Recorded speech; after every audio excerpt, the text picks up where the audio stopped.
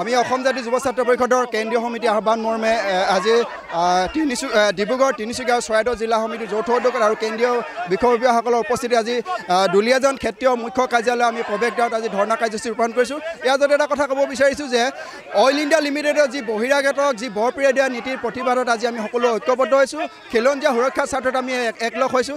আজি এই স্থানৰ পৰা এটা কথা উল্লেখ কৰিব বিচাৰিছোঁ যে বহিৰাগতৰ নামত অইলে যি বৰপীয়া নীতি শীঘ্ৰে বন্ধ কৰক আৰু উল্লেখ কৰিব লাগিব যে বীৰেন সিং নামৰ যি তেল ডিপু প্ৰতিষ্ঠানক তেওঁৰ ভূমি লিষ্ট শীঘ্ৰে আমি বাতিল কৰিবৰ কাৰণে আজি ইয়াৰ পৰা দাবী জনাইছোঁ।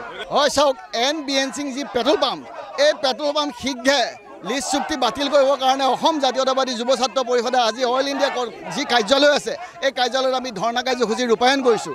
ইয়াৰ জৰিয়তে আমি এটা কথাই ক'ব বিচাৰিছোঁ যে অইলৰ অপাৰেশ্যন এৰিয়াত যিহেতু ইয়াৰ স্থানীয় নিবনুৱা যুৱক যুৱতীসকলক তেখেতসকলে সংস্থাপন দিব লাগে, গতিকে আজি অইল ইণ্ডিয়া কৰ্তৃপক্ষই স্থানীয় যুৱক যুৱতীসকলক উপেক্ষা কৰি আজি উত্তৰ প্ৰদেশৰ নয়জাৰ ৰাজু সিং নামৰ এগৰাকী ব্যক্তিক ইয়াত তেওঁলোকে পেট্ৰল পাম্প খুলিবৰ কাৰণে লিষ্ট এটা চুক্তি কৰি দিছে। গতিকে এই চুক্তি শীঘ্ৰে বাতিল কৰিবৰ কাৰণে আমি অসম জাতীয়তাবাদী যুৱ ছাত্ৰ পৰিষদে দাবী জনাইছোঁ।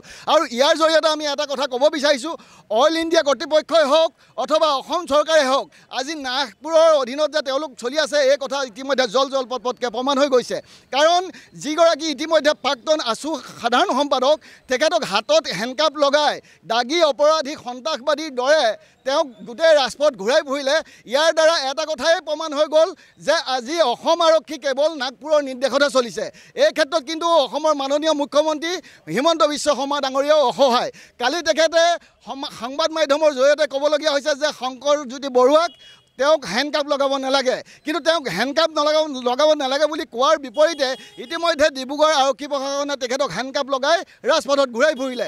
গতিকে এই কথাৰ উত্তৰ হিমন্ত বিশ্ব শৰ্মাই দিব লাগিব আমাক।